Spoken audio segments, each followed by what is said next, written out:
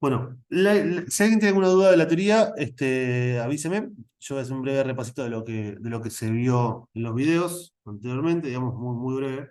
Bueno, lo que vimos en clase, lo que sí vimos en clase en presencial fue el estudio de funciones. El estudio de funciones era básicamente encontrar un montón de información de la función, que es todo lo que está acá, digamos, cosas que ya habían visto en otras unidades, dominio, introducciones, así, otras varias cosas que ya sabían, digamos, mezclada con lo nuevo de derivación. Sí, la utilidad que tiene la derivada para poder determinar cierta información, que eran los intervalos de crecimiento, los de decrecimiento, los máximos y mínimos relativos, y la concavidad de los puntos de inflexión. Esa fue la primera parte, digamos, y cómo todo esto lo podíamos unir para lograr la gráfica de una función, digamos. O sea, cómo esta información nos daba la gráfica de una función cualquiera que antes no teníamos ni oportunidad de tenerla graficada, digamos. Como, o sea, la tabla de puntos, como por ahí probablemente hayan usado en el secundario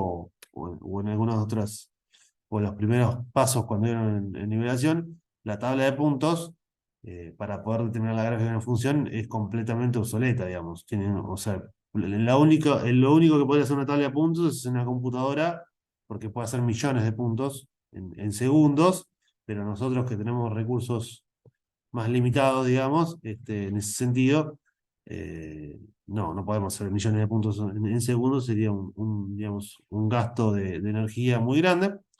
Así que conviene directamente hacer el estudio de lo que vimos acá, de derivabilidad y estudios de funciones, digamos, para poder determinar la gráfica de la función. Bien, después pasamos a lo que son los extremos globales, ¿sí? Los extremos globales, básicamente, lo que nos viene a hablar es de máximos y mínimos absolutos en vez de relativos o locales. Hablamos ahora de absolutos o globales, ¿está bien? Que básicamente el máximo absoluto es el máximo de toda la función. Entonces, digamos, se va a dar en casos específicos la existencia del máximo absoluto. La existencia de máximos relativos o mínimos relativos no va a implicar que exista máximo o mínimo absoluto, ¿sí? El máximo absoluto va a ser el más grande de todos los máximos, pero además tiene que ser más grande que toda la función. O sea que si nosotros tuviéramos una función que cuando yo la grafico, digamos, supongamos que tenemos una función de este tipo, ¿sí?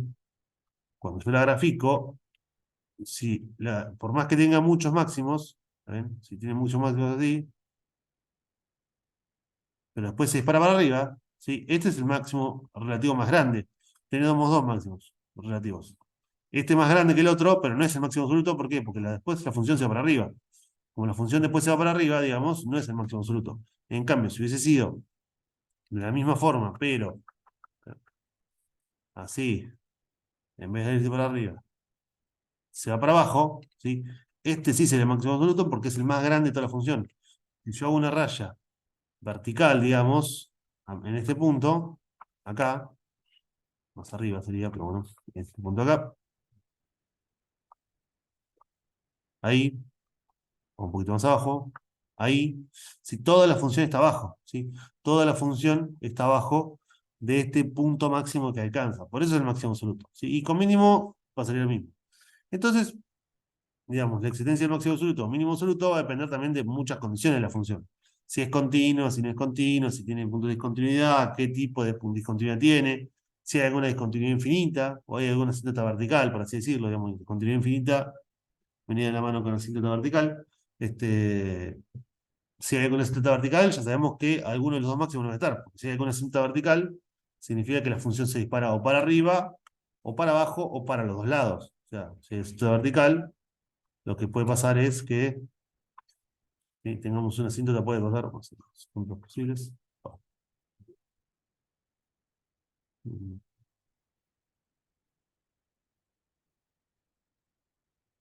Los ejemplos posibles que haya asíntota, a ver, sería la raya de asíntota más larga.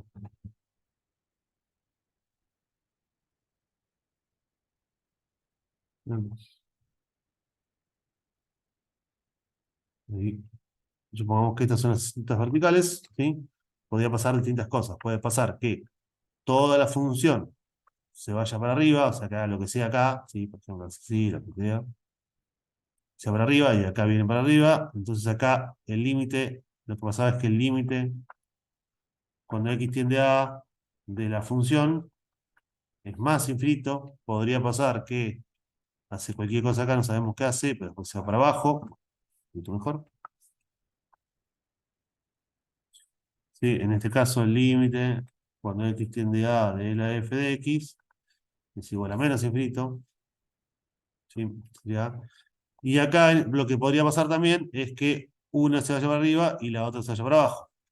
Un poquito explico, la otra se vaya para abajo. Sí. En este caso el límite cuando x tiende a de la función, decimos que daba infinito sin signo, porque por izquierda se va para arriba y por derecha para abajo, o al revés, no importa cuál, pero bueno, se van los dos. En este caso, ¿sí? En el primero, ya sabemos que en este no hay máximo absoluto. ¿Por qué? Porque se está disparando para arriba. En este que tenemos acá, sabemos que no va a haber mínimo absoluto. ¿Está bien? Porque se dispara para abajo, no hay ninguno más chico. Y en este, que se dispara para arriba y para abajo, no va a haber ningún extremo global. ¿Sí? Puede haber relativos, ¿sí? Fíjense que acá hay relativos, ¿está bien? Acá habría relativos, pero no significa que haya globales. Global no va a haber. O sea, la existencia de máximos relativos no implica la existencia de extremos globales. Pero al revés sí, si hay un extremo global, tiene que ser uno relativo también. Porque si es el más grande que todos, en particular, es el más grande digamos, del sector. Es como decir que el Everest, que es la montaña más alta del mundo, es también la montaña más alta de China. Y sí, claro, si es la más grande del mundo, en particular en un lugar más chico, también es la más grande, digamos. Pero al revés no. La Concagua es la montaña más alta de América, pero no es la más alta del mundo. ¿Está bien? Pero bueno. Bueno, bien. Lo que teníamos también es lo que se conoce como el teorema Bolzano-Weierstrass, Weierstrass, si quieren decirlo más o menos bien, ¿sí? O Weierstrass, no hay problema como lo pronuncien, ¿sí? Lo que, lo que me dice este teorema es que si tenemos que la función es continua en un intervalo cerrado a b, entonces la función alcanza un máximo o mínimo absoluto en este intervalo, o sea que básicamente lo que está pasando es que si la función, digamos, lo tengo que dibujar sin levantar el lápiz, va a tener algún punto que es el más grande y algún punto que es el más chico dentro de ese intervalo, ¿sí? Y lo que tenemos que tener en cuenta, digamos, que cuando trabajamos con intervalo cerrado, bueno, lo que hay que tener bien presente en este tipo de casos, ¿sí? Nos está dando intervalo cerrado B, y la función haría una cosa así, por ejemplo, ¿sí? ¿Sí? Por ejemplo, ¿sí? Lo que tenemos que tener en cuenta que estamos tomando intervalo cerrado, ¿sí? Entonces, además del estudio de la derivada que vamos a ver de la función para encontrar máximos y mínimos, hay que tener en cuenta que también, como acá hay un mínimo, acá hay un máximo, acá hay otro mínimo, lo que tenemos que tener en cuenta es que también vamos a tener en cuenta cuánto vale la función en los extremos. Digamos, se suman a las posibilidades los extremos. ¿Está bien? Entonces, los extremos del dominio del intervalo del que lo estamos trabajando va a empezar a tener un rol más protagónico, digamos. No es que solamente voy a tener en cuenta los máximos o mínimos que me da la derivada, sino también tengo que tener en cuenta el dominio con el que voy a estar trabajando y cómo incluir los bordes de este dominio, los extremos de este dominio, como para poder hacer un análisis completo de la función. ¿Está bien? Bien, después, lo que nos decía Bolzano. Y después, bueno, acá les daba un procedimiento para entender los extremos. A ver, estoy compartiendo pantalla común. O sea, ahora están viendo la pizarra calculada. ¿Sí, no? Sí, Sí, se sí. ve. Sí, bueno, gracias. Bien, nosotros lo que tenemos que tener en cuenta es que, bueno, lo que dijimos recién, digamos, cuando ustedes trabajan con un intervalo cerrado, ¿sí? De dominio, A, B, ¿sí? Lo que pasa ahora es eso, ¿sí? Que cuando lo graficamos, ¿sí? Hay un puntito acá, este es el A, este es el B, ¿sí? Por ejemplo acá, y la función puede hacer lo que sea acá, pero bueno, es una función continua, no importa si tiene pico o no, ¿sí? Con sea continua alcanza, donde tenemos distintos máximos o mínimos, y como dijimos, incluimos los bordes. ¿Está bien? Entonces, bueno, el análisis de los extremos, como decía el procedimiento que está acá, lo que nos decía es, bueno, si la función es continua en el cerrado acotado, lo que va a pasar es que va a tener extremos absolutos, y tenemos acá, este es un máximo, este es un mínimo, este es un máximo y un mínimo, y agregamos también análisis en f en A y f en B. O sea, analizamos cuando la derivada de primera es igual a cero, cuando la derivada primera no existe, ¿sí? Que estos eran los puntos críticos, y analizamos dentro de este análisis cuánto vale f en A y cuánto vale f en B, digamos, para ver si efectivamente puede pasar esto que tenemos en este grafiquito acá, o también puede pasar que venga de más arriba la función, ¿sí? Y haga una cosa así, digamos, entonces este es el máximo, y no sea este que tenemos acá como la otra. Así que por eso hay que también tener en cuenta cuánto vale f en A y cuánto vale f en B. Pero también vamos a tener intervalos, por ejemplo, de esta forma, ¿sí? O, por ejemplo, así, ¿sí? De esta forma. Hay ejercicios, hay planteos que les va de esta forma. Entonces, cuando tenemos de esa forma, hay que tener muy en cuenta qué es lo que está pasando en el puntito A. Sí, en este caso, nosotros no podemos aplicar el teorema. El teorema nos decía, el Gonzalo Weierstrass, que si la función es continua en intervalo cerrado, entonces acá es extremos absolutos. Y acá no es continua en intervalo cerrado. Capaz que es continua en un subintervalo chiquitito dentro de este intervalo, pero en este intervalo AB no es cerrado, así que no puedo aplicar el teorema. No cumple una hipótesis, no puedo aplicar el teorema. ¿Y por qué no puedo aplicar el teorema? Porque lo que podría pasar acá, digamos gráficamente, es que, está bien, en B, sí, llega hasta B y lo toca porque es cerrado, es continuo en el punto. Entonces acá puede hacer lo que sea, ¿no? Sí, si fuera continua o no, pero vamos viendo si es continua, lo tenemos en cuenta. Pero cuando llega como el A no lo toca, puede pasar que haga así, o también podría pasar que haga, por ejemplo, así, ¿sí? Vamos, o se puede ir para arriba también. Puede pasar muchas cosas, ¿está bien? Entonces, como no sé qué puede pasar acá, no voy a saber si voy a tener un extremo absoluto o no. Ahora, supongamos que sea, si tiende a más infinito, si ustedes, ¿y cómo harían para saber si pasa que se va para arriba o para abajo? Bueno, acá el análisis va a ser el mismo. Van a analizar los puntos críticos en este intervalo, ¿no? Igual que en el anterior, y los puntos críticos. ¿Cuánto vale la función en B? Porque el B lo toco. Y para la FNA no lo puedo calcular FNA porque la FNA no está definida. ¿Sí? Por lo menos en el contexto del problema, dependiendo de lo que tengan, no está definida.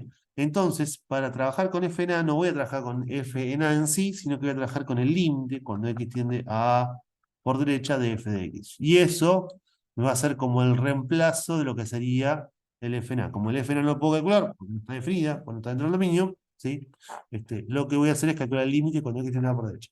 Entonces, ahí sí se va a dar, nos vamos a dar cuenta si esto, por ejemplo, nos da más infinito, menos infinito, o nos da un número. ¿Sí?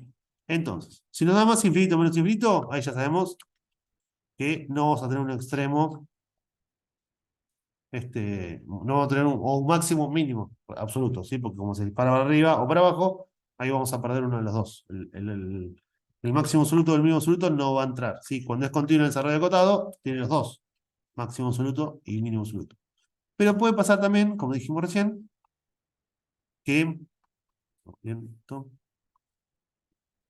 que cuando llega a la A, digamos, al B lo tocaba, cuando llega a la A, tenga un puntito vacío. Entonces acá va a depender, porque por ejemplo, puede ser que el puntito vacío esté así, de esta forma, por ejemplo, ¿sí? Donde el puntito vacío no tiene nada que ver con el máximo y el mínimo. Hay un mínimo que es más chico que este punto. Ya fíjense que este mínimo es más chico que el límite, este máximo es más chico que el límite cuando extiende A, así que hay extremo absoluto, acá en este caso hay máximo absoluto y mínimo absoluto. Hay de los dos. ¿Sí? Pero puede pasar que se dé, por ejemplo, de esta forma.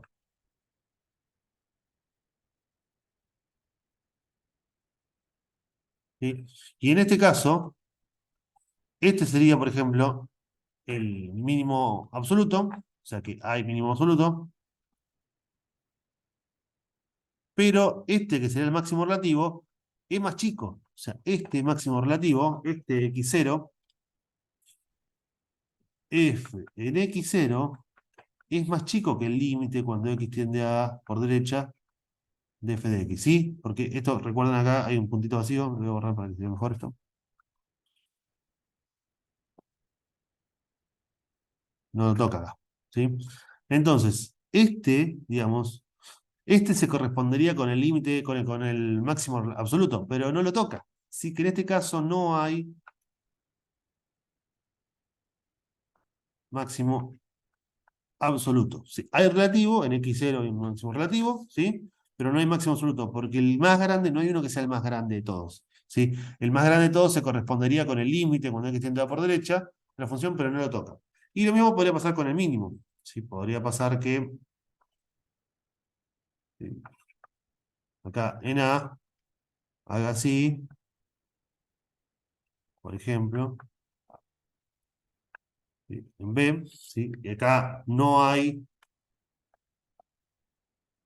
mínimo absoluto, hay relativos, ¿sí? Acá hay un relativo, y hay máximo absoluto, sí hay máximo absoluto. El máximo absoluto es f en B. En este caso va a ser f en B, ¿sí? El máximo absoluto de este es porque el máximo que tenemos es más chico que la función en B, ¿sí? Así que en este caso no habría máximo absoluto, pero mínimo absoluto, pero sí habría máximo absoluto que sería f en B. Y fíjense que el máximo en este caso no nos dio en uno de los puntos críticos, nos dio en uno de los extremos. Por eso hay que tener muy en cuenta el análisis que hay que hacer en los extremos. ¿Está bien más o menos esto? Por ahora, ¿lo repasito? Sí. Bien. Bueno, ese es el procedimiento que hacemos para los extremos globales, digamos, es lo que vemos recién. Y después nos metemos con lo que son los procedimientos para problemas de optimización, ¿sí? O sea, hay ejercicios, como van a ver en la práctica, que les dice, halle los extremos globales de la función en tal intervalo, que puede ser los reales, puede ser este, digamos, puede ser un intervalo cerrado, puede ser un intervalo abierto, semiabierto, digamos, puede ser cualquier cosa ahora. Y eso es un ejercicio que es una función común y le dan un dominio, y tienes que hacer extremos globales en ese dominio. ¿Está bien? Antes de seguir, uno más, en vez de estos también, bueno, obviamente otra posibilidad sería que el dominio sea todo abierto, ¿no? Que el dominio fuera todo abierto, A, B, ¿sí? Obviamente consideraríamos los puntos críticos y en vez de f en A, f en B, consideramos límite cuando x tiende a por derecha de f de x y límite cuando x tiende a B por izquierda de f de x, ¿sí? O sea, los que reemplazarían a f en A y f en B son límites cuando tienden al punto por la izquierda o por la derecha, dependiendo cuál sea de los dos, porque lo tienen que contemplar también. Ahora, ¿cómo haríamos, por ejemplo, si tenemos, en vez de esto, así y tenemos hasta más infinito? Entonces, en este caso, obviamente los puntos críticos, consideramos f en A, dependiendo, si está cerrado sería el con 0, si está abierto considero el límite, cuando x tendría por izquierda de f de x, y como no tengo en B, lo que tenemos que contemplar en este caso sería el límite cuando x tiende a más infinito de f de x, ¿sí? ¿Por qué? Porque ¿qué puede pasar? Puede pasar lo que charlábamos hoy. Hoy teníamos, por ejemplo, ¿sí? Este sería el A, por el que haga esto, y la función haga así, y haga, bueno, acá tengo un máximo, acá tengo un mínimo, ¿sí? Y puede pasar que después la función se vaya para abajo. Entonces, este mínimo es relativo, pero no absoluto. ¿Por qué? Porque el límite cuando x tiene más infinito se va para abajo. O podría pasar, ¿no? Que acá haya un pico y se vaya para arriba. ¿Sí? Bueno, podría pasar que se vaya para arriba. ¿Está bien? Entonces, este máximo no sería el máximo absoluto. ¿Por qué? Porque la función después se dispara para arriba. O podría pasar que, digamos, siga y tienda a cero, por ejemplo. Oscile, pero no importa, pero nunca se vaya ni para arriba ni para abajo. Que acá, digamos, haya una cintura horizontal, por ejemplo. ¿Sí? Y se pegue a esa cinta horizontal. Entonces, este mínimo sería absoluto y este máximo sería absoluto. Entonces, cuando no tenemos extremo a la derecha, digamos, tiende hasta el dominio. En este caso sería el dominio de f, sería de A hasta más infinito. En vez de reemplazarlo en b, lo que hacemos es calculamos el límite cuando x tiende a más infinito de la función para ver qué pasa al infinito. Bueno, y decíamos, los problemas de optimización, lo que tienen de particular, digamos, es que, bueno, primero que son problemas, y ya de por sí cada problema tiene su distinta complejidad, porque lo que más cuesta en un problema de optimización es básicamente entender el contexto del problema, entender qué está pidiendo, saber, digamos, conocer, digamos, la forma el mecanismo que tenemos que usar para poder resolverlo. No solo los problemas de optimización con los que vamos a trabajar van a tener siempre más o menos la misma mecánica, ¿sí? Lo que hay que tener muy en cuenta es que no podemos resolver cualquier cosa nosotros, digamos, tiene que estar dado para que se pueda resolver específicamente con las herramientas con las que contamos, ¿no? O sea, obviamente no les podemos pedir que calculen algo que excede a la materia, así que van a ser bastante específicos los problemas que vamos a resolver, pero bueno, pueden tener, digamos, ciertas complejidades también, aunque parezcan difíciles, aunque parezcan difíciles, puede tener ciertas facilidades, y aunque parezcan fácil, puede ser que haya algunas cosas que se compliquen. Pero bueno, como siempre, lo primero que tienen que saber en un problema es tratar de darse cuenta, digamos, de cuáles son los datos que tengo, qué es lo que me está pidiendo, digamos, cuáles son las relaciones que hay entre las variables que voy a tener, me voy a estar llamando, digamos, o sea, por ejemplo, no sé, si habla de un cilindro, tengo que conocer el volumen del cilindro, la superficie lateral de un cilindro, si es de una esfera, cómo calculan, digamos, las fórmulas y nociones básicas de la geometría que me van a ayudar a resolver el problema. Seguramente tienen que hacer un dibujo, un diagrama del problema que están resolviendo. Suele ayudar mucho el dibujo para poder resolverlo. Uno primero hace un dibujo, como hacía en nivelación. En nivelación, cuando les decía, ¿no? Ustedes estaban en nivelación, estaban en la parte, por ejemplo, de trigonometría, y les decía, hay un nenito que está con ¿cómo se llama? Un barrilete, que el barrilete, ¿no? Este, la soga tiene, no sé, 15 metros, y el ángulo que se forma con el piso, bla, bla, bla, digamos, y la altura del nene. Bueno, entonces hacía el dibujito y este era el dibujito, y después de este dibujito pasaban a un triángulo rectángulo que tenía 15 metros de hipotenusa, y después pasaban, o sea, primero hacían el dibujito, y después de ese dibujito lo transformaban en una figura geométrica que les ayudaba a resolver el problema. Entonces, esa sería la parte del diagrama con la que vamos a trabajar. Y obviamente hay que tener una notación particular, hay que elegir unidades de medida, hay que elegir símbolos, hay que saber representar las variables, digamos, o sea, la altura H, digamos, el área, cómo se llama A, digamos. Pero después, bueno, después si quieren trabajar con las variables conocidas, que son las X y las Y, para que les sea más fácil, obviamente ningún problema, pero tienen que ustedes adoptar una notación y después, obviamente, a lo largo del ejercicio respetarla, porque si no, no la van a poder resolver. Una vez que hacen esto, lo que hay que hacer, digamos, es encontrar una función, digamos, que es la que quieren optimizar, maximizar o minimizar, ¿sí? Nosotros cuando decimos optimizar, estamos resumiendo, les voy a borrar ahí el dibujito, ahí está. Ahí está. Estamos,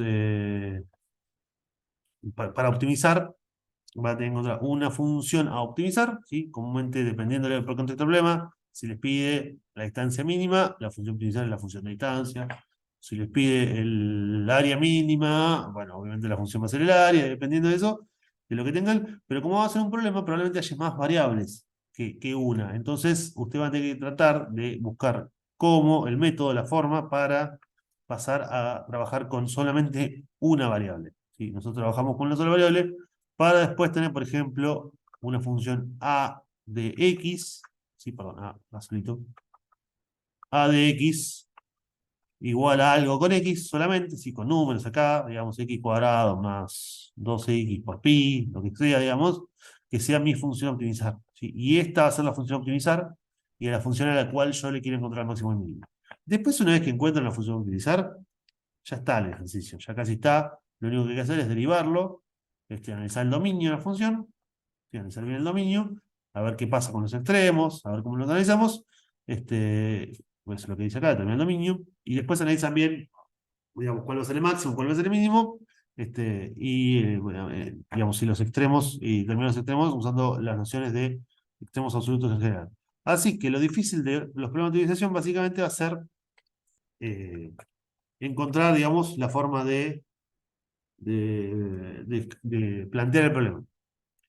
En la bibliografía de la materia está el libro que es Stewart se llama, todos le decimos Stewart, Trascendentes Tempranas se llama. En la biblioteca central hay como 10 de estos, así que si lo quieren ir a buscar en el momento para estudiar la materia, es un libro bastante útil, tiene algunos ejemplos lindos, digamos, como para las primeras nociones. Algunas cosas las pasan medio por arriba, sí, nosotros algunas cosas las vemos un poquito más profundo que este libro, pero para una primera noción de cómo se resuelven las cosas, está bastante acertado, digamos. No es para considerarlo, eh, digamos, que es la verdad absoluta, pero es bastante útil para algunos ejemplos. Y acá, en esta parte, hay problemas de optimización, ¿sí? Donde les da una mano, digamos, como para arrancar algunos ejercicios. Algunos de estos ejercicios ya los vieron en el videito seguramente. Lo que nosotros vamos a ver ahora es este, dos en particular. Este ejemplito, el de la lata, es bastante conocido. El problema que plantea este, este ejercicio es muy usado, se suele tomar en algunos exámenes, así que digamos, suele aparecer. Lo que nos plantea el problema de la lata es que nos dice que una consigna sencilla, halle las dimensiones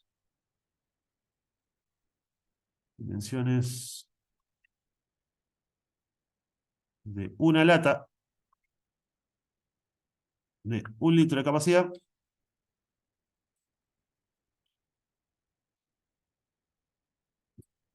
para minimizar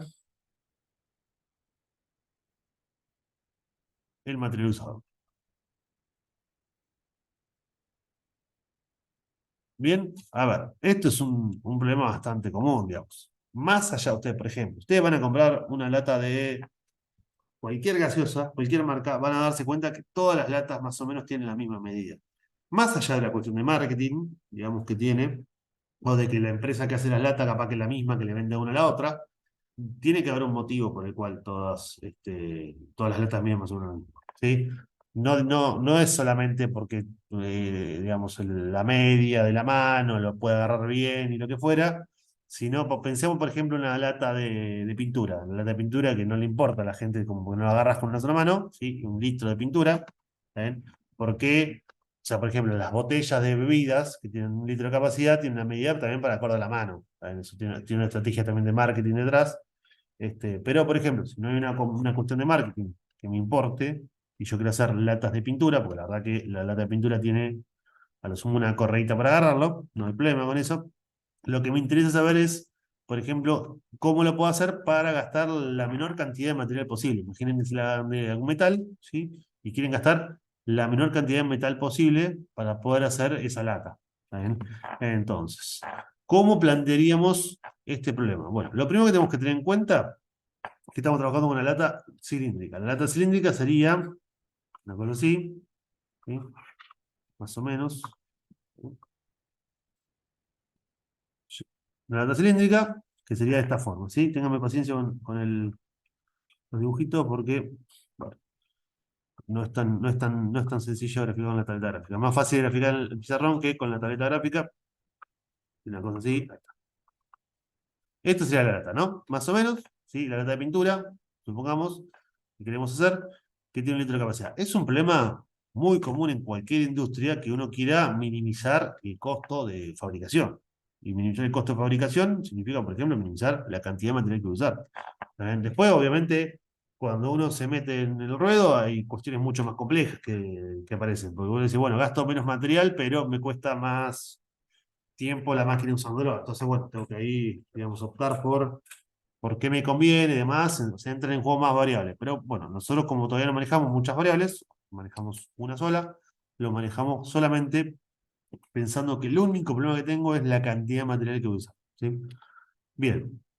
Para saber, suponemos obviamente que el grosor va a ser siempre el mismo, así que cuando planteamos el material que vamos a utilizar, lo que vamos a plantear es que la superficie lateral sea la mínima. O sea que el problema lo que nos pide es una superficie, un área, digamos, lateral mínima.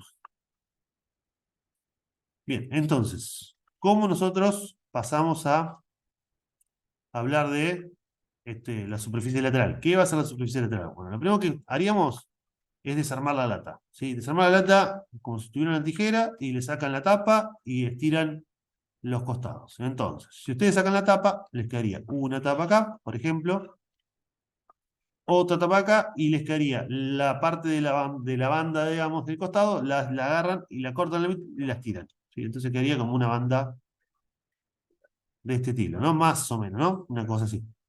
Bien, esto que tenemos acá, lo podríamos llamar el radio de la lata, y este que tenemos acá lo podríamos llamar la altura. Entonces, este que tenemos acá sería el radio, este que tenemos acá sería el radio, ¿sí? Y esta sería la altura. ¿Alguien me puede decir cuánto mediría esto? ¿O esto? ¿No? ¿Alguien se le ocurre?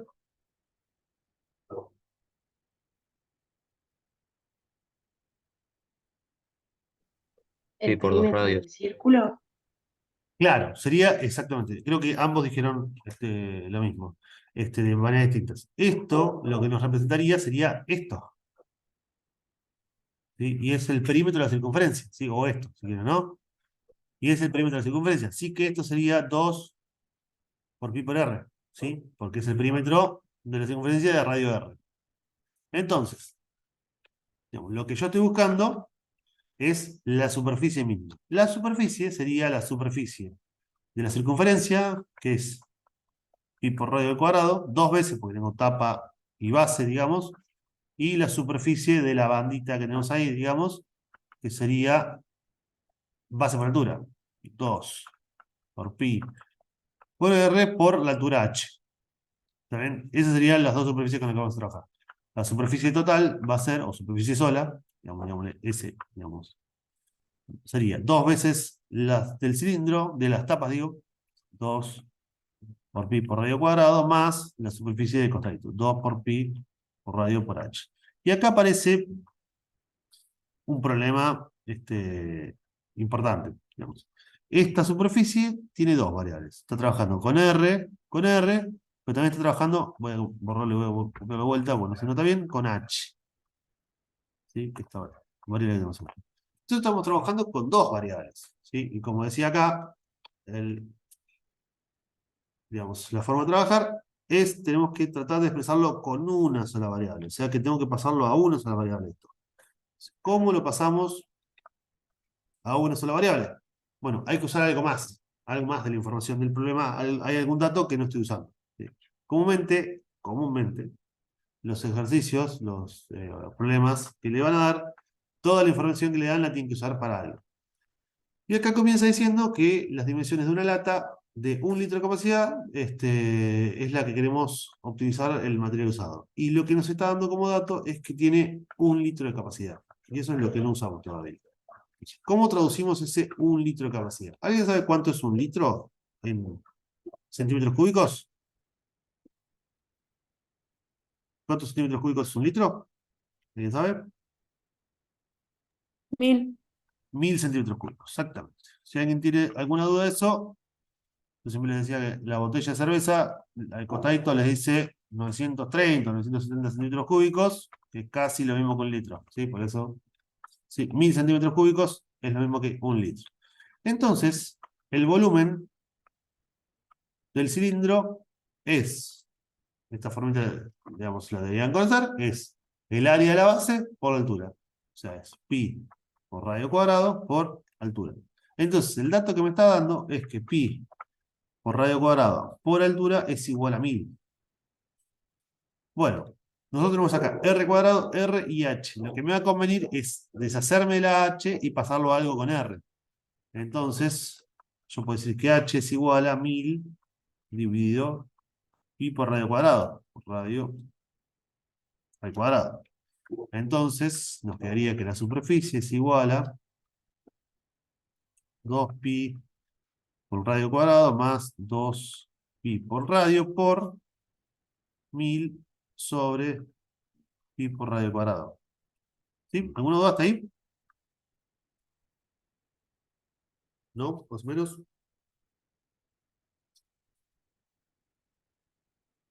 Bueno, esta función entonces es una función que tenemos que depende de una sola variable, solamente la variable R. ¿Sí? La puedo mejorar un poquito, la puedo acomodar, sí, puedo simplificar el R con el pi, el R con este, y que me quede escrita solamente como S de R igual a 2pi por radio al cuadrado más 2000 sería 2 por 1000 sobre R. ¿Sí? Este sería, o si quieren más cómodo, por R a la menos 1.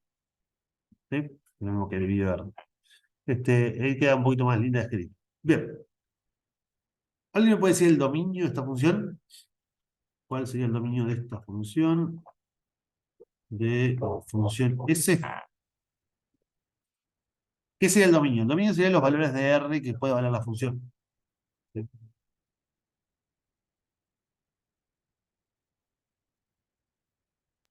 Los reales menos el cero. Los reales menos el cero. Los reales menos el cero es una opción. Sí, es una respuesta dentro de todo válida. A ver, pero ¿qué pasa? Es cierto, esta función, como la vemos acá, el dominio son los reales menos el cero. Es correcto.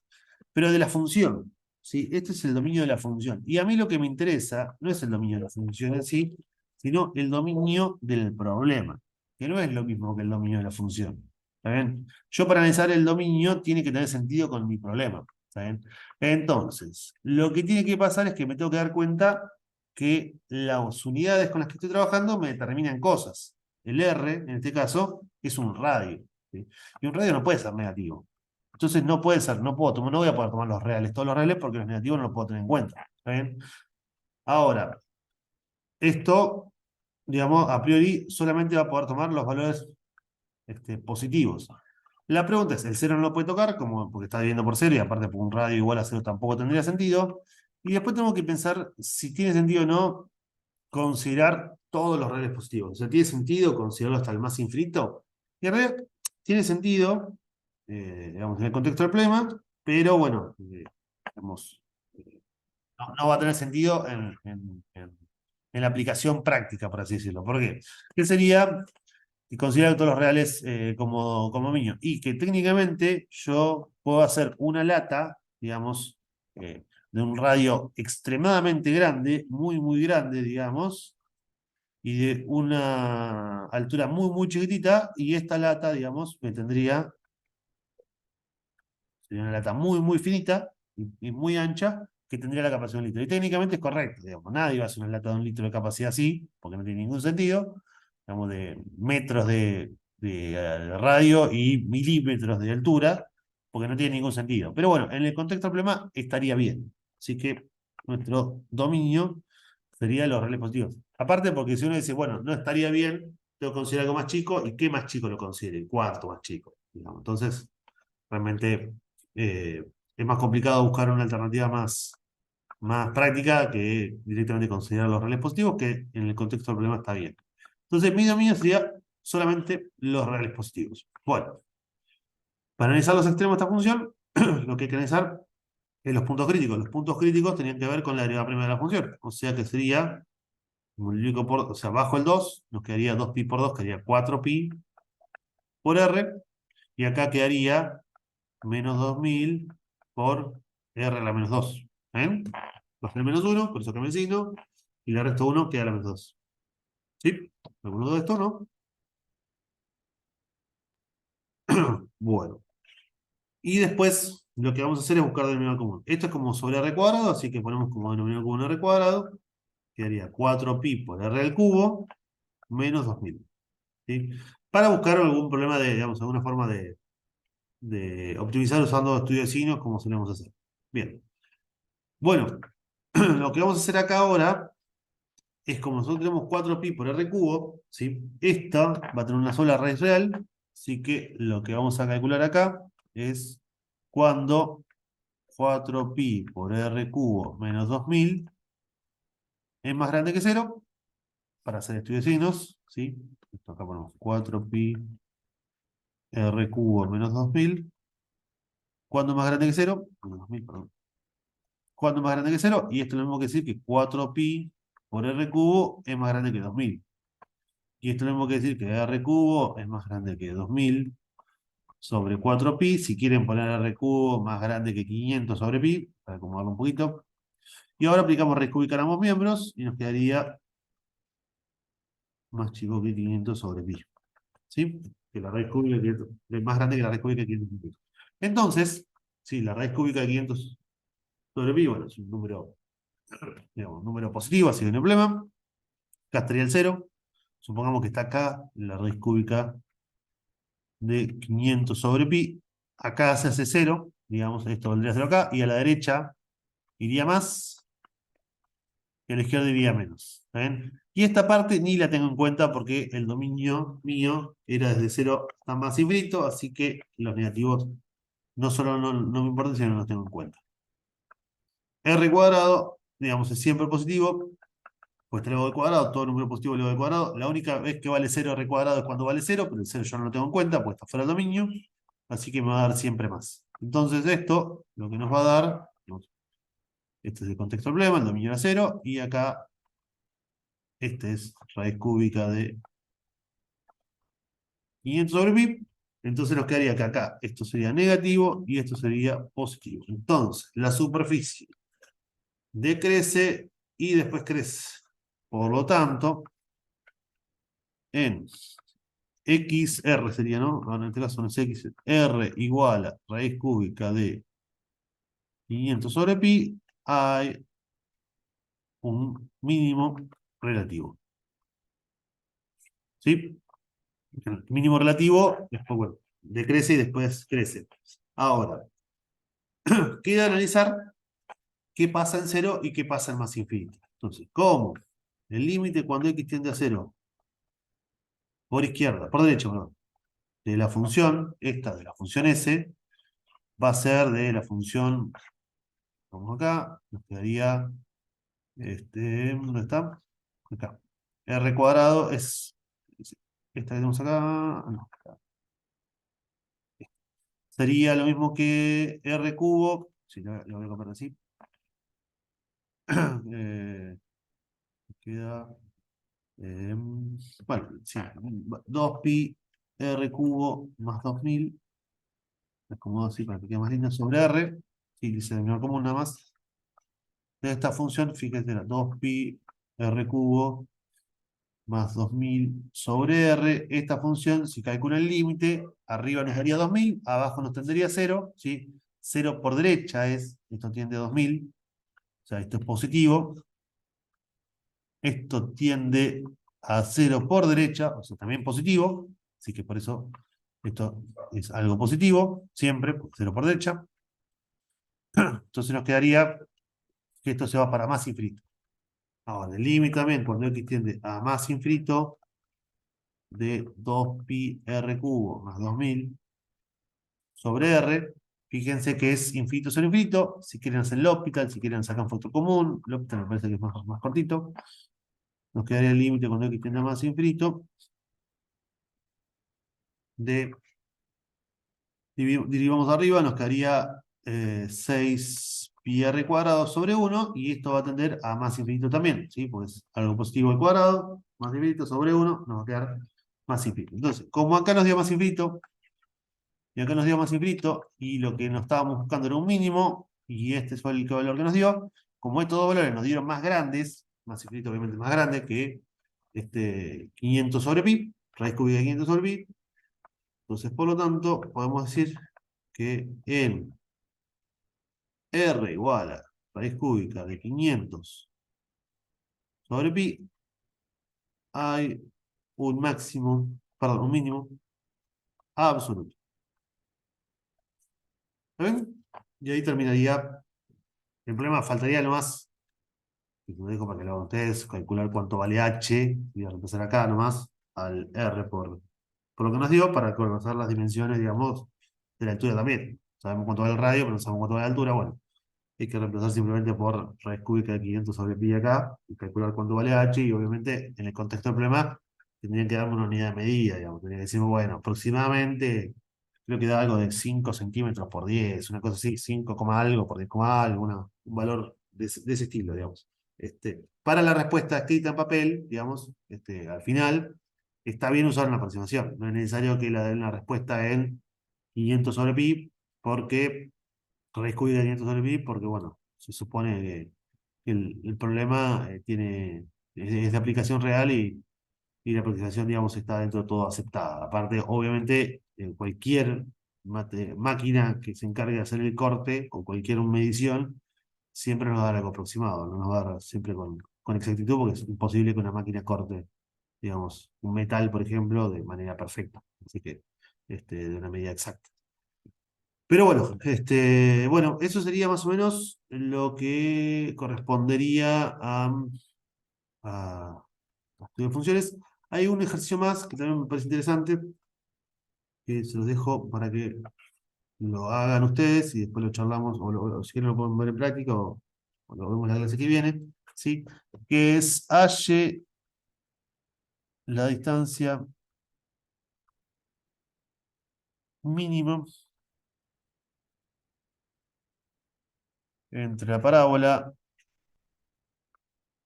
llamémosla y cuadrado igual a 2x, una parábola acostada, y el punto 1, 4. ¿Sí? Bien, ¿qué es lo que está pasando? Esto es una parábola que está acostada, ¿sí? De esta forma sería la parábola, pues sí cuadrado, no es x cuadrado, y el punto 1, 4 en realidad, bueno, está más acá, está más arriba. ¿Bien?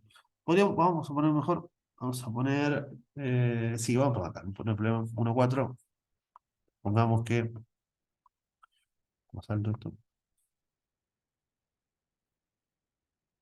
4 estaría por acá, por una cosa así. Este sería el problema. ¿Sí? Y lo que nos está viendo es la distancia mínima entre la parábola y el punto. ¿Sí? ¿Qué es lo que está pasando? Que si yo considero, por ejemplo, imagínense que lo que nos está dando esto es la trayectoria, no sé, de un satélite, ¿sí?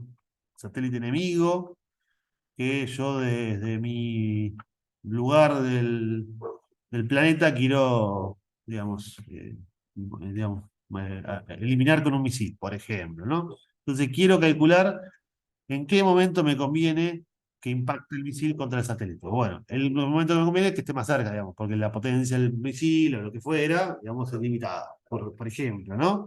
Entonces, lo que tengo que saber es en qué momento la distancia va a ser más chica, ¿sí? Para ir calculando. Hay muchas distancias posibles, ¿sí? Porque depende de dónde esté, la distancia va a ser distinta. Y hay una que es la más chica. Entonces, el problema sería darse cuenta cómo encontrar este problema, ¿sí? Podría ser también, por ejemplo, si está por acá al punto, pasaría como menos lo mismo, ¿no? Cuando me conviene pegar el tiro para que la distancia sea lo más chica posible. Bueno, eso sería un problema de optimización bastante clásico también, que utiliza la distancia de una curva a un punto. Si la curva es y cuadrado igual a 2x, el punto es 1, 4. Así que es bastante, dentro de todo, bastante común. Así que bueno, se lo dejo para que lo hagan. Si no le sale, bien, pregunten en práctica o si no, la clase que viene me dicen y lo hacemos en el pizarrón. Y bueno, les voy a dar 10 minutos de recreo y arrancamos con la parte de integrales. ¿Alguien tiene alguna duda antes del recreo? ¿Nadie tiene ninguna duda? Perfecto. Bueno, recreo y seguimos con la parte de integrales. Bien, lo que veríamos ahora, lo que continúa, digamos, con la teoría, es la teoría número 12, que sería ya la parte de integración. Ya se terminaría la parte que vimos de derivación, por así decirlo, digamos, obviamente está conectado todo con la derivación, pero las aplicaciones de la derivada para resolver problemas, para el estudio de funciones y demás, ya sería lo último que vimos, la relación. Bien, cuando resolvemos un problema de integración, digamos, vamos obviamente a tener en cuenta lo que es la derivación, pero va a pasar a un segundo plano, sino que va a ser más un recurso que un fin en sí mismo. La primera noción que vemos es la noción de primitiva o antiderivada. ¿Sí? Nosotros decimos que una función es una primitiva o una antiderivada de otra función, la f mayúscula es primitiva de la f minúscula, si cuando derivamos la f mayúscula nos da lo mismo que la f minúscula. Por eso se llama antiderivada, digamos. La f sería como la antiderivada de la f chiquita. ¿Por qué? Porque cuando derivo la f me da la f chiquita. Por ejemplo, ¿no? Yo sé que cuando derivo x al cubo, si mi f de x es x al cubo, yo sé que la derivada de f prima de x es igual a 3x cuadrado. Eso lo sabemos. Entonces, podemos decir que si considero f de x igual a 3x cuadrado, esta es una antiderivada o una primitiva. ¿Sí? Pero bueno, fíjense que dice que una función se denomina primitiva. Una función, dice una función porque no es la única. ¿Sí? Va a haber muchas funciones que son primitivas o antiderivadas, por ejemplo, de esta que tenemos acá. Otra podría ser, por ejemplo, x al cubo más 2. Si yo x al cubo más 2, si lo derivo, f sub 1 de x, si yo derivo f sub 1 de x, me va a quedar 3x al cuadrado y la derivada de 2 es 0, así que me queda 3x al cuadrado. Si yo considero también x al cubo menos 8, también me va a quedar la derivada 3x cuadrado. Y si yo hago de cualquier forma, digamos, sumándole o restándole lo que quieran, también me va a quedar la derivada de 6 al cubo al cuadrado. Entonces, ¿cómo podríamos nosotros englobar todas las funciones, ¿sí?, que cuando las derivo me quedan 3x cuadrado? ¿De qué forma van a ser todas las funciones que cuando las derivo me van a quedar 3x cuadrado? ¿Alguien sabría decir eso? ¿Cómo son las funciones que cuando las derivo me van a dar 3x cuadrado? ¿De qué forma van a ser? X cubo más C más una constante. Exactamente, van a ser de la forma x cubo más una constante.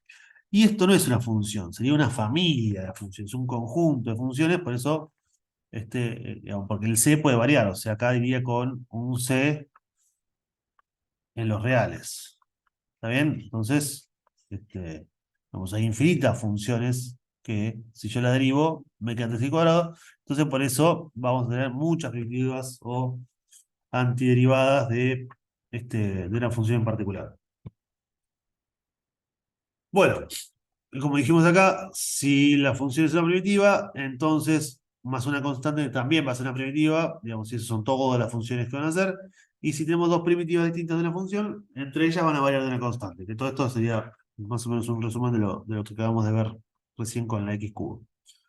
Bien, nosotros hablamos de la integral de una función, sí, la integral que se llama integral indefinida, porque después vamos a ver lo que es la integral definida, pero por lo pronto vamos a hablar de la integral indefinida, que bueno, para resumir vamos a hablar de decirle la integral a secas, pero vamos a estar hablando de la integral indefinida por el momento, ¿sí? Mientras no aparezcan numeritos acá, digamos, vamos arriba y abajo de este simbolito, vamos, si no aparece nada acá, entonces estamos hablando de integral indefinida por el momento. Bueno, la integral de una función lo que nos da es el conjunto de todas las infinitas primitivas. Entonces, cuando nosotros resolvemos la integral de una función, lo que está dando como respuesta son todas las integrales indefinidas. O sea, la integral de 3x cuadrado respecto de x va a ser igual a x al cubo más c, como vimos recién. ¿Sí? Porque todas la familia de funciones que se le digo me da 3x cuadrado son estas que tenemos acá. ¿Sí? Y esto que tenemos acá, lo que tengo que tener en cuenta en la notación, ¿vemos? Esto sería la integral, ¿sí? La integral de una función, nos daría esto, lo que nos está diciendo que es una integral, y esto que tenemos acá nos está diciendo la variable respecto a la cual estamos integrando. ¿Sí? Este de x nos está hablando de quién es la variable que estamos integrando. Por eso siempre sería, estos lo pueden pensar como un paréntesis que se abre y con este paréntesis se cierra y lo de adentro es lo que estoy integrando, ¿está bien? Y siempre tiene que estar en los costados esto y lo de adentro es lo que voy a integrar, y quedaría de esa forma. Y el de X me está diciendo respecto a la variable a la que estoy integrando. Bien. Ahí está. Bueno. eh, Si f de x es una primitiva, bueno, obviamente f de x más c va a ser la integral. Si f de x es una primitiva, es una función solita, cuando le agrego el más c, digamos, va a ser la respuesta del integral. Así que si yo conozco una primitiva, voy a poder conocer la integral de la función. Si yo sé que hay una sola primitiva, voy a, upa, voy a poder conocer lo que sería la integral. Si yo tengo dudas si efectivamente la integral que saqué es o no, está bien integrado o no, lo que puedo hacer directamente es derivar. O sea, lo que nosotros hacemos acá, ¿sí? Yo, por ejemplo, les puedo llegar a decir que, no sé, la integral de, vamos a poner, uno sencillito, después vamos a ver bien cómo se resuelve. Por ejemplo, la integral de x por e a la x cuadrado respecto de x, esto es igual a e a la x cuadrado sobre 2 más c. ¿Sí? Si yo le digo esto, y usted me dice, ¿y cómo hago para darme cuenta? Yo todavía no sé integrar, todavía no saben integrar, solamente saben, digamos, pueden llegar a sacar alguna por deducción, pero no saben integrar. ¿Cómo pueden hacer para darse cuenta? Y lo que pueden hacer es mirar esto que está acá y derivarlo. ¿Sí? Si lo derivan, me tiene que dar exactamente lo mismo que esto que está acá. Y si se fijan, la derivada de eso sería, saco un medio adelante y derivo e a la x cuadrado. La derivada de e a la x cuadrado sería e a la x cuadrado por la derivada de arriba por 2x. Con este simplifica y me quedaría e a la x cuadrado por x, que es lo que tenemos acá. Por eso está bien integral, digamos, ¿sí? Porque puedo calcularla hallando la derivada. Bien, nosotros tenemos así como en derivación, lamentablemente las derivadas y las integrales no van a ser como, o sea, no vamos a poder integrar como derivamos. Básicamente usted, cualquier cosa que le dan, casi cualquier cosa que le dan, lo podrían derivar, ¿sí? Hay algunas excepciones de funciones un poco más complejas, funciones atroces con definiciones raras, pero tenemos que entrar en ese mundo, digamos, definidas de otra forma. Pero le pongan lo que le pongan, ustedes prácticamente lo pueden derivar, digamos. Bueno, con las integrales no va a pasar eso. Sí, las integrales no van a poder integrar cualquier cosa. ¿Sí? Hay integrales, por ejemplo, un caso muy sencillo, ¿sí? Es la integral de e a la x cuadrado respecto de x, ¿sí? La derivada de e a la x cuadrado es re fácil, ¿sí? Lo hicimos recién. La derivada del x cuadrado es e a la x cuadrado por 2x, ¿sí? Es una derivada muy sencilla. Pero para poder resolver, por ejemplo, esta integral ustedes no la pueden resolver y la van a poder resolver recién cuando vean funciones de variable compleja. O sea, van a tener que pasar por análisis matemático 1, después pasar por análisis matemático 2 y después van a tener que pasar como un análisis 3 que depende de la carrera se llama función de variable compleja, o, digamos, o funciones, o análisis 3 dependiendo de la carrera que esté estudiando. Pero, por ejemplo, esta integral, que parece algo relativamente sencillo, digamos, no la pueden resolver. ¿Sí? Hay que ver cosas de variable compleja para poder resolverla. Digamos, es una integral muy compleja no nos alcanzan los números reales para poder resolverla, hay que trabajar con los complejos, como ven en álgebra y geometría. Bueno, y así como teníamos tablitas de derivadas, tenemos lo que son también tablas de integrales. ¿Sí? Estas son las integrales que ustedes pueden decir por tabla o por la diapositiva, digamos, ¿no? Que son, digamos, una traducción casi de lo mismo que se vio en derivadas. Fíjense, ¿qué es lo que nos está diciendo? La integral de una constante siempre va a ser cero, ¿sí? Porque si yo derivo una constante me da cero, así que la integral de cero siempre va a ser una constante. La integral del uno, digamos, acá digo un 1, la integral del uno es x, ¿por qué? Porque la derivada de x me da uno, ¿sí? Esas son las que podemos decir pensando en la derivada de la función. Y cuando trabajamos con x a la k, si se acuerdan, cuando ustedes tenían la derivada de x a la k, lo que hacíamos era, cuando derivamos, bajamos el k y le restamos 1. Tenemos x elevado a la k menos 1, ¿sí? Porque le restan 1. O sea, si era x a la 8, lo que hacemos es bajo el 8 y pongo x a la 7. Eso es cuando derivamos, ¿no? Ahora, cuando ustedes integran, es parecido, ¿sí? Ustedes tienen x a la 8 respecto de x, ¿sí? Pero es como el proceso inverso. Primero, en vez de restarle 1, ¿qué es lo que le hace? Le suma 1. O sea que va a ser x a la 9, porque le sumé 1. En vez de bajar multiplicando, lo pongo dividiendo, ¿sí? Y no pongo el 8, sino que pongo el que ya está sumado. O sea, el ya sumado, el exponente, lo pongo abajo, sobre 9. Y esa va a ser la integral de x a la octava. X a la octava es x a la 9 sobre 9. ¿Sí?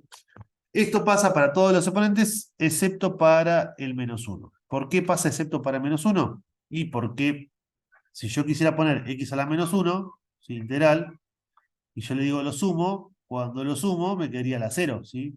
Si yo le hago x a la menos 1 más 1 a cada exponente me quedaría 0, ¿sí? Y eso no sería cierto. ¿Y qué pasa en particular? Y si se acuerdan, ¿quién, si yo lo derivo, me queda 1 sobre x? La derivada de quién, ¿sí? Me queda 1 sobre x. La derivada del logaritmo natural de x. Si yo derivo el logaritmo natural de x, esto es 1 sobre x. Entonces, la integral de 1 sobre x respecto de x va a ser logaritmo natural de x. Pero no va a ser logaritmo natural de x así solito, sino que va a ser logaritmo natural de valor absoluto de x más c. ¿Por qué? Porque si yo digo logaritmo natural de x, fíjense, ¿qué es logaritmo natural de valor absoluto de x? Logaritmo natural de valor absoluto de x va a ser, como valor absoluto de x es x o menos x, esto va a ser logaritmo natural de x solito o logaritmo natural de menos x.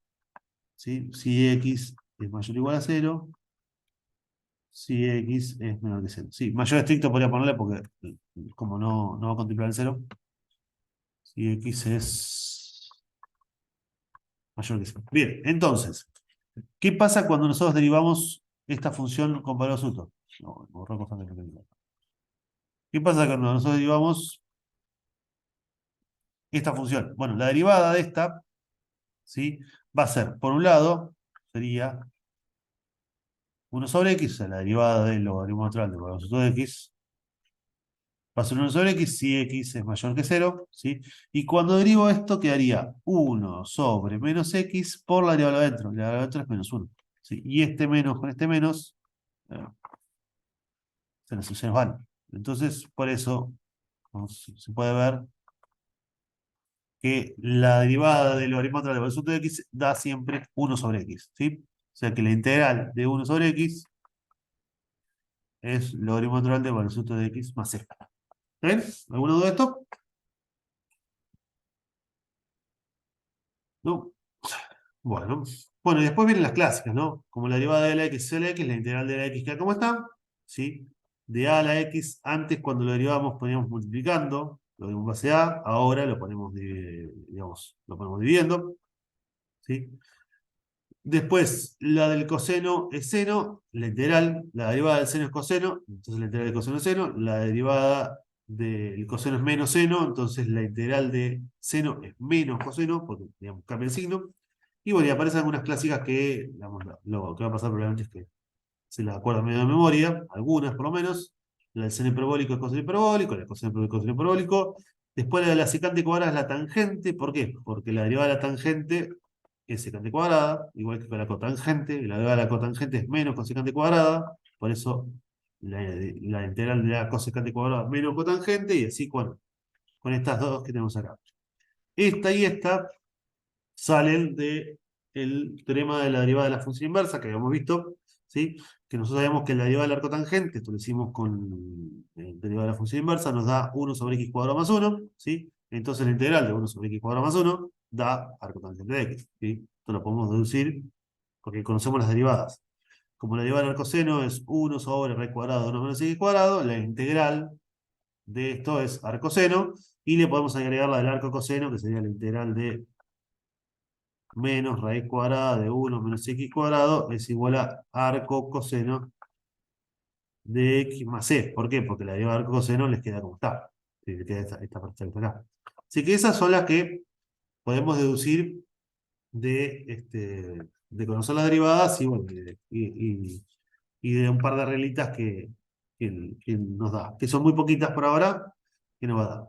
Después, obviamente, a esto, a la tabla, digamos, de integrales, le sumamos las propiedades, que también vemos cuando vemos con derivación. Nosotros cuando veíamos la derivada de una función, si ustedes tenían una función, multiplicamos una constante, si decíamos, no sé, yo tengo la derivada de f de x es igual a 4 por e a la x, o bueno, otra cosa, 4 por seno de x. ¿sí? Y cuando derivaban esto, ustedes decían, bueno, esto es una constante, la constante la dejo y derivo esto, la derivada del seno del coseno.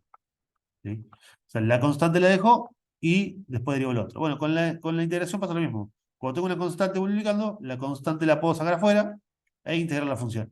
¿Sí? Y con la suma y la resta pasaba lo mismo. ¿Sí? Entonces, cuando ustedes tienen suma y resta de funciones, lo que pueden hacer es integrar por separado. Entonces, por ejemplo, podríamos ahora resolver la integral de 3 coseno de x más 4x cuadrado menos 3x, ¿sí? De esta forma, ok, de x. ¿Sí? Esto, por ejemplo, esta integral la podríamos resolver. ¿Sí? Esto va entre paréntesis porque este de x está multiplicando, ¿sí? Y tiene que multiplicar a todos, por eso tiene que haber paréntesis. Bueno, entonces, ¿qué es lo que podríamos hacer? Y según estas propiedades, esto lo podría pensar como, lo puedo separar en distintas integrales, la integral de 3 coseno de x más, perdón, de x, más la integral de 4x cuadrado de x, menos la integral de 3x de x, ¿sí? Que tenemos acá. Entonces, y la constante, vamos a ponerle acá un 8, así, que es un número distinto. Bien.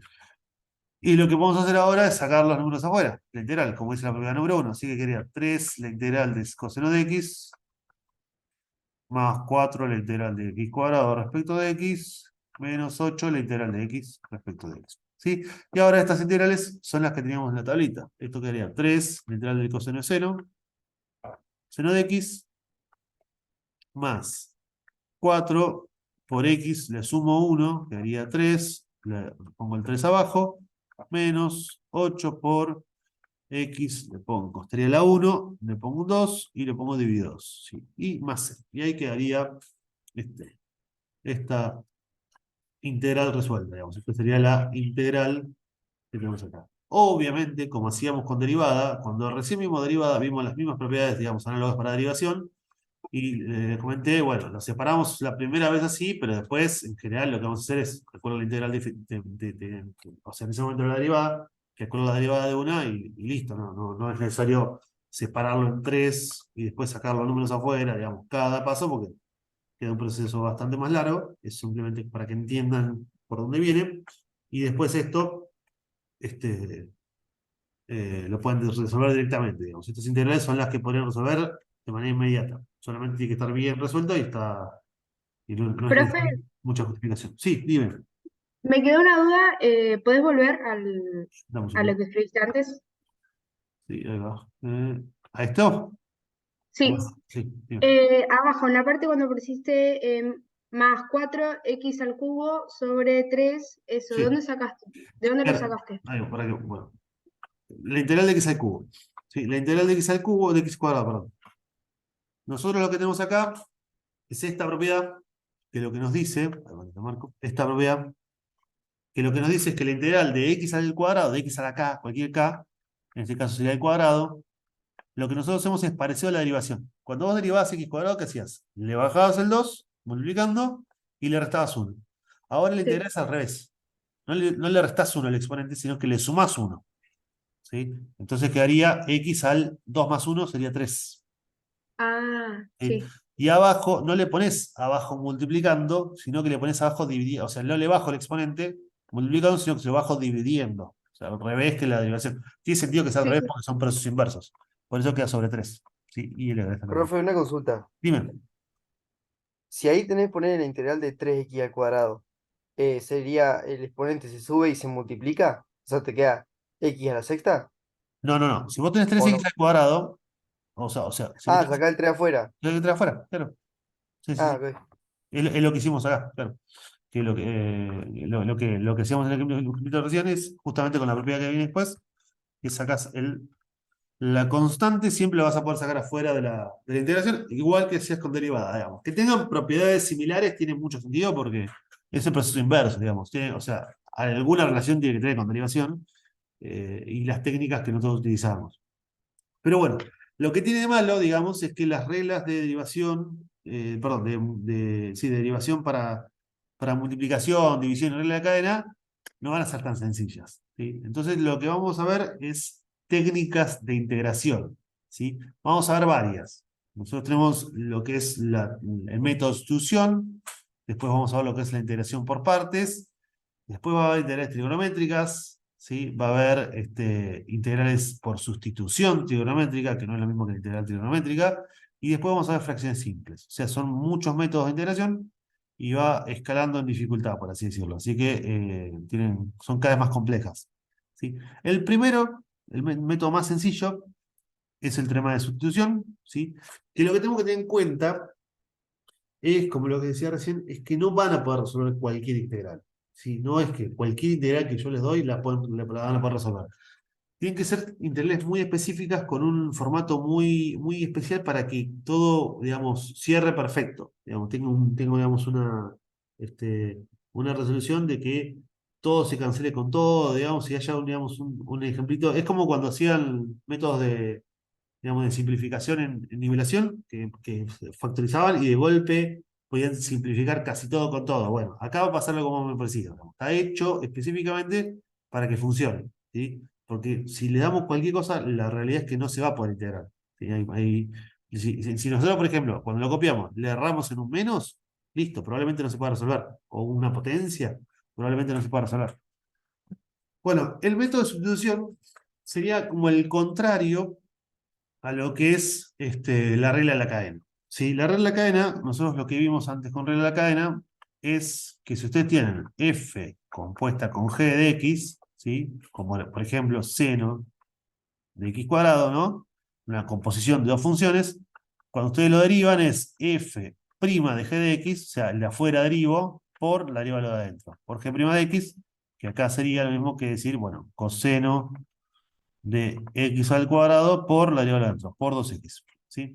¿Qué es lo que nos dice este teorema? Digamos, lo que nos dice este teorema es que si vos tenés esta parte, sería esto, entonces es lo mismo que la integral de esto que aparece acá. ¿Sí? La integral de un t, de la función respecto de t. Eso es lo que está diciendo. ¿Sí? Y lo que va a haber en el método de sustitución es una, digamos, bien llamada sustitución. Vamos a hacer una sustitución en las variables. Va a haber un cambio de variables. Entonces, para que se dé el cambio de variables tienen que cumplirse muchas condiciones. ¿Sí? Vamos a ver, por ejemplo, ahora, bien, esta integral. Vamos a ver acá. Si yo quiero calcular la integral de coseno de x al cuadrado por 2x respecto de x, esto, digamos, por el teorema, nosotros acá tenemos que nuestra f sería el coseno y nuestra g sería, esto sería lo mismo, según este teoremita, esto es lo mismo que la integral, que la integral de coseno de t respecto de t. Eso es lo que está diciendo el teoremita, básicamente. ¿Sí? ¿Por qué? Porque yo tengo acá una composición, ¿sí? De funciones, ¿sí? Y justo el que está dentro, que está acá, es lo mismo que la derivada que está acá. O sea, cuando yo derivo el que está dentro, la derivada, me da 2x. Por eso nos quedaría igual a el de afuera con la variable t. Entonces, pero ¿cómo voy a hacer yo? Porque voy a decir, sí, está muy lindo esto, pero yo ya conocía la integral y por eso me salió. No. ¿Cómo voy a poder hacer esto cuando no conozco la integral? Bueno, cuando no conozco la integral, el método que vamos a seguir va a ser el siguiente.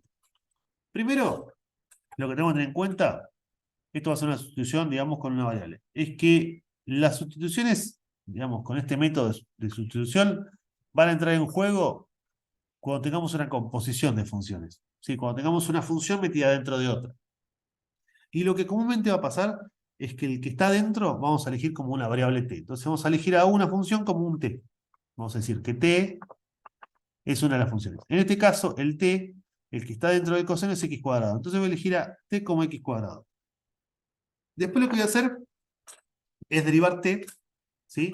Pero utilizando la notación de Leibniz. ¿Sí? Fíjense que t sería como, digamos, la derivada sería como, ¿se acuerdan? La notación de Leibniz voy a hacer con la variable i, ¿sí? Si ustedes tenían f de x, prima derivado, con notación de Leibniz, esto era lo mismo que la derivada de f respecto de x. Esta es la notación de Leibniz, ¿sí? O si tenían i prima, era lo mismo que di sobre dx. ¿Se acuerdan de esta notación? ¿Sí, no? Sí, sí, sí. ¿Sí? Bueno, entonces yo hablo de t', sería esto, la derivada de t' sería 2x. Pero usando la notación de Leibniz, t' sería lo mismo que dt sobre dx. Y esto sería lo mismo que 2x, ¿no? ¿Ahí estamos todos de acuerdo? Bien. Lo que vamos a hacer paso siguiente, ¿sí? Es a este de x que tenemos acá abajo, lo voy a pasar multiplicando, como si fuera un diferencial, porque en realidad es un diferencial, ¿sí? Así que nos quedaría dt igual a 2x por dx. ¿Está bien? Y fíjense, lo que tiene que pasar con el método de sustitución, es que cuando yo hago la sustitución, y esto es muy importante, cuando yo hago la sustitución, cuando cambie las variables, las tengo que cambiar todas a la vez. ¿Sí? No puede pasar que cambie las variables y me queden las dos variables juntas.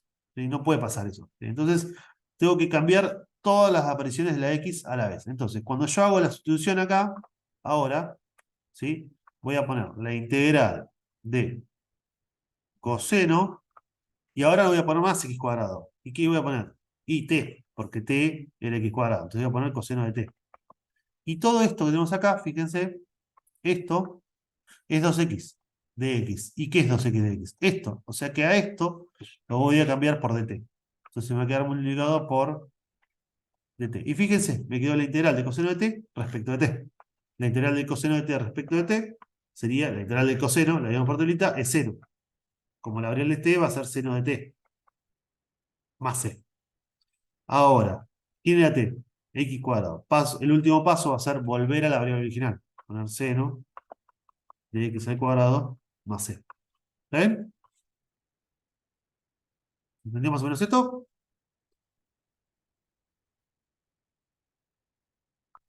Vamos a ver algún ejemplito más. Ejemplito. Estoy compartiendo pantalla uno. A ver. Bien. Vamos a empezar recap. Vamos a ver algunos ejemplitos más de método de sustitución. Supongamos que tenemos ahora la integral de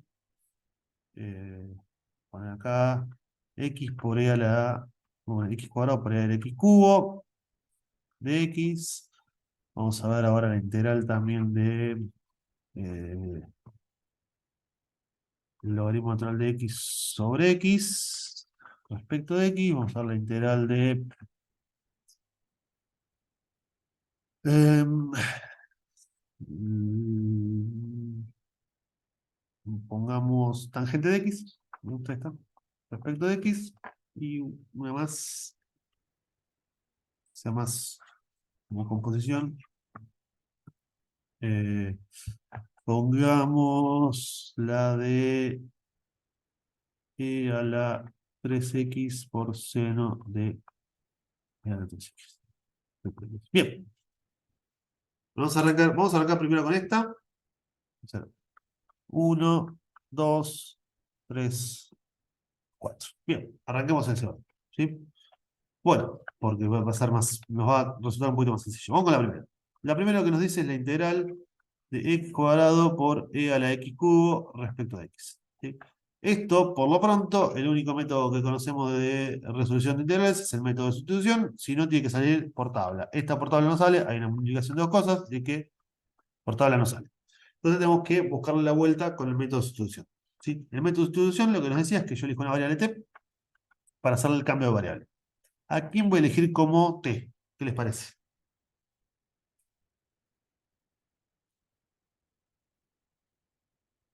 Ni idea. X al cuadrado. Fíjense, lo que habíamos visto hoy era composición de funciones. Yo la que elegía como t era la que estaba metida dentro. ¿Sí? En este caso sería la g. ¿Sí? La que está dentro. Acá no hay una adentro tan visible porque por ahí hay una composición de funciones. La composición de funciones está acá. ¿Sí? Acá está la composición de funciones y está la e a la x compuesta con la x cubo. ¿Sí? ¿Por qué? Porque reemplazo la x por x cubo.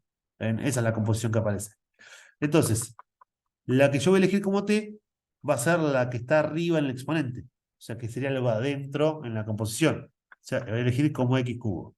Siempre va a tener que pasar que cuando yo elijo el x cubo, tiene que cuando yo lo derivo aparecer después al resto de la derivada dentro de la integral. Entonces, fíjense, cuando yo derivo x cubo, ¿qué va a quedar?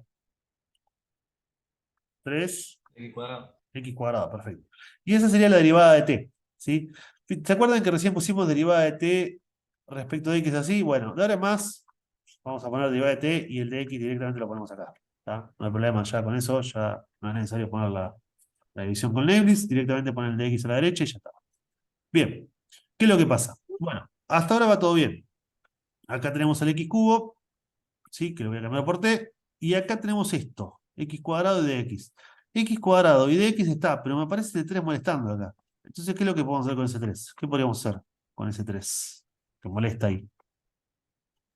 Sacarlo Sacarlo. afuera. Sí, lo puedo pasar dividiendo, está multiplicando, entonces lo paso dividiendo. Lo pongo como un tercio acá. ¿Sí? Un tercio de t va a ser igual a x al cubo de x. ¿Sí? Lo pongo como un tercio, no sobre 3 para que me aparezca bien, digamos, separadito el dt de los números. Entonces, ahora ya está. Ahora, fíjense. Este. Y esto que tenemos acá es esto que tenemos acá. X, perdón, es un x cuadrado acá, no un x cubo. Ah, eso te iba a preguntar. Sí, gracias. ¿Sí? Este x cuadrado de x es lo que tenemos acá. Entonces, por el método de sustitución, esto me quedaría igual a, cambio primero este, e a la t sería, por, y todo esto lo cambio por un tercio de t. ¿Está bien? ¿Más o menos? Sí, sí. ¿Sí? Bien. ¿Qué puedo hacer con el un tercio? Le saco fuera el integral. Es un numerito. De la integral de e a la t respecto a t. ¿Cuánto vale la integral de e a la t? Y es la integral de e a la, es como la de e a la x, pero con la variable t nada más. O sea que la integral de e a la x es e a la x, así que esta integral va a ser de e a la t, más c. Entonces, como t valía x cubo, esto sería un tercio e a la x cubo más c. ¿Sí? Y esta sería la integral que queríamos calcular. Bueno, vamos con el segundo. El segundo decía la integral de e a la 3x, seno de e a la 3x. No. ¿Alguna duda? Perdón, ¿hay que preguntar algo? ¿No? E a la 3x por seno de e a la 3x respecto de x. Bien. Tenemos que elegir a alguien que sea t. ¿Quién les parece que sería nuestro t?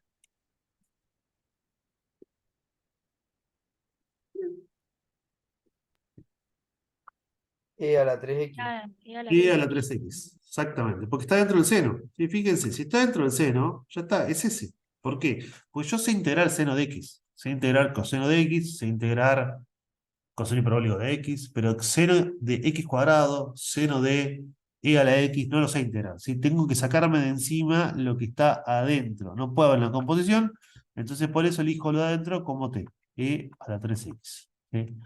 Cuando derivo esto, la derivada de la 3x va a quedar e a la 3x por regla de cadena multiplicada por 3 y respecto a x.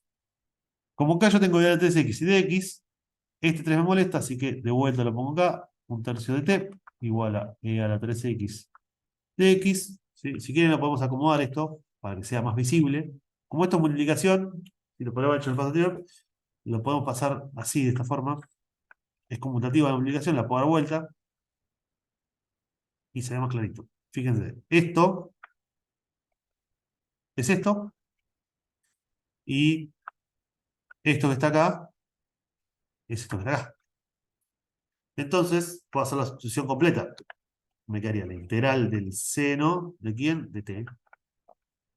De e a la 3x de x por un tercio de t. Fíjense que las dos sustituciones que hicimos, las tres con las que hicimos antes, cuando yo saqué la variable x, no apareció más la variable x. Apareció todo con t.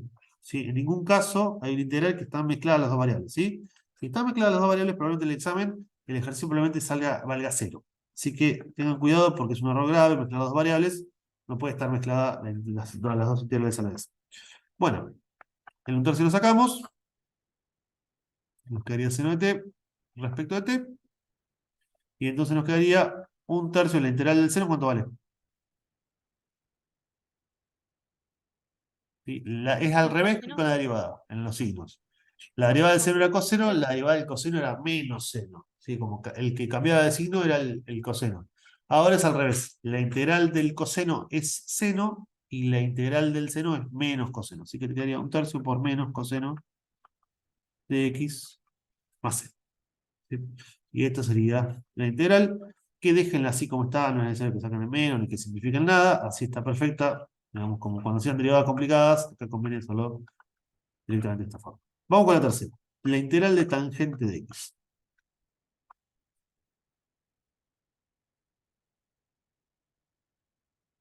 ¿Sí? Primero, lo que tengo que tener en cuenta, ¿sí? En el momento en la clase en la que estamos, es que el único método que nosotros conocemos para integración es sustitución. Así que esta tiene que salir con sustitución, sí o sí, o tendría que estar en la tabla. En la tabla no está, así que esto tiene que salir por sustitución. Entonces, ¿cómo les parece que podemos resolver esta usando sustitución? ¿Qué podríamos hacer antes de meternos en sustitución? Reemplazar la tangente por coseno, es seno sobre coseno. Perfecto, ponemos seno de x sobre coseno de x respecto de x. Perfecto, esa es la estrategia, sí. Y ahora vamos a elegir perdón, no, t, y ponemos otro colorcito, t igual a alguien para que cuando yo haga la sustitución se pueda resolver. Y acá, digamos, no hay una composición como vimos en el ejemplo de recién de acá, había una composición, estaba bien clarito quién era el t, pero acá no está tan clarito, ¿sí? Porque no hay una composición, no hay algo que yo ya sepa que tengo que ponerlo como t. Lo que vamos a tener en cuenta cuando hacemos sustitución es lo que pasa después. Ustedes, digamos, tienen que, lo que van a desarrollar, digamos, a medida que hagan muchos ejercicios, por esto, estos temas es importante que puedan hacer mucha práctica para poder afianzar bien la estrategia, el método. Tienen que darse cuenta que estas integrales están hechas para que cuando yo las resuelvo, todo se simplifique, toda la sustitución salga, digamos, derechito. Y la sustitución sale derechito, lo que tiene que pasar es que cuando yo elijo al t igual a esto, cuando hago la derivada, me aparece automáticamente lo que tengo que reemplazar, digamos. O sea, la sustitución se puede dar porque cuando yo lo derivé me pareció e a la 3x de x y acá es lo que tengo, el e a la 3x. Entonces, yo lo que tengo que elegir, y está multiplicando con el x, ¿sí? Lo que yo tengo que elegir es un t de forma tal que cuando derive, se me vaya el dx con alguien que está multiplicando, ¿sí? Y en este caso, el seno de x está multiplicando de x y 1 sobre coseno de x estaría multiplicando de x. Entonces, yo lo que voy a elegir, tengo dos opciones. O elijo seno o elijo coseno, ¿sí? Si elijo seno, la derivada me va a quedar coseno. Pero el coseno de x no está multiplicando de x, lo está dividiendo. Entonces, lo que me va a convenir usar es coseno como t, ¿sí? Entonces acá voy a usar coseno de x como t. Cuando hacemos la derivada de esto, la derivada de coseno es menos seno de x respecto de x y ahí aparece, ¿sí? El seno con el coseno. Lo único que molesta es el menos, que lo ponemos acá, de este lado, ¿sí? Lo pasamos dividiendo, al menos, multiplicando como quieran, seno de t, perdón, seno de x, respecto de x. Y fíjense, esta integral la pueden pensar como, si no se ve tan clarito así, como la integral de, en vez de pensarlo de esta forma, pueden pensar como 1 sobre coseno de x por seno de x por de x. Y ahí se ve más clarito. Esto es exactamente lo mismo. El seno podría estar arriba, puede estar a la derecha. Entonces, fíjense, esto que tenemos acá es esto que tenemos acá, que están multiplicando, que eso no lo podíamos hacer con el coseno. Y esto que tenemos acá es el que está acá abajo. Entonces, esta integral, por sustitución, quedaría igual que la integral de 1 sobre t por menos de t. ¿Sí?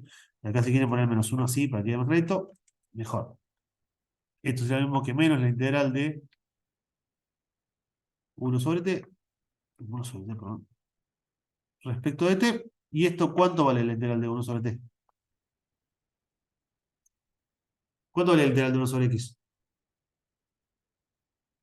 Logaritmo natural de x. Exactamente. Sería el logaritmo natural de x, es el logaritmo natural de valor absoluto de t. ¿Sí? Podría como valor absoluto más c. Como el t vale coseno, nos quedaría entonces igual a menos logaritmo natural de valor absoluto de coseno de x más c. ¿Sí? Y esa sería la integral. Vamos a ver el último, el 4. El 4 lo que nos decía era la integral de logaritmo natural de x sobre x.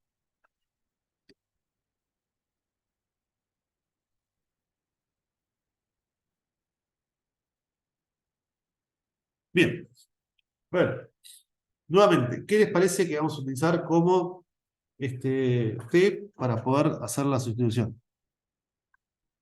¿Sí? X.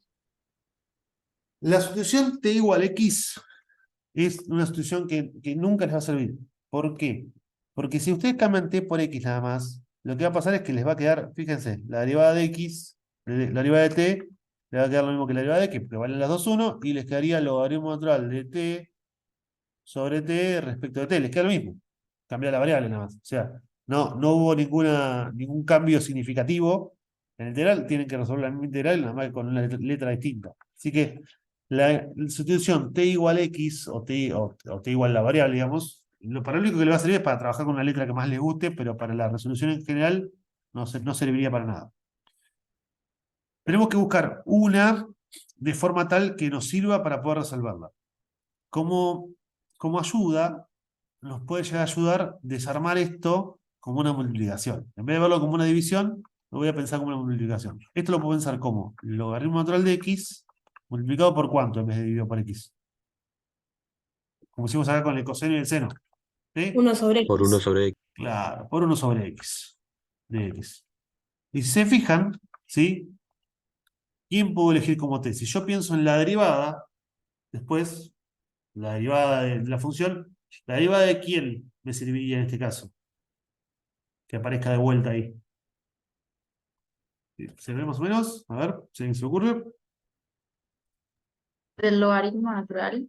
Claro, del logaritmo natural de X. ¿Por qué? Porque cuando yo derive, el logaritmo natural de X me queda 1 sobre X. ¿Qué es lo que aparece acá? De X. ¿Sí? Esa es digamos, la utilidad que va a tener poder hacer como un cálculo previo, digamos, mental, antes de resolverlo. Digamos, muchas veces pasa que la integral yo ya la tengo resuelta en la cabeza, lo único que tengo que hacer es escribirla. Digamos, eso es más o menos lo que pasa. Sí, es como que ya lo resolví y ahora simplemente tengo que. A veces lo resolví o tengo una idea de que va por allá y después, bueno, cuando hago las cuentitas me doy cuenta de que se resuelve de esa forma, ¿sí? Eso pasa por eso, porque acá tenemos esto y acá tenemos esto y puedo reemplazar todo y me queda directamente T por dt. ¿Y cuánto es la integral de T? ¿Cuál es la integral de X?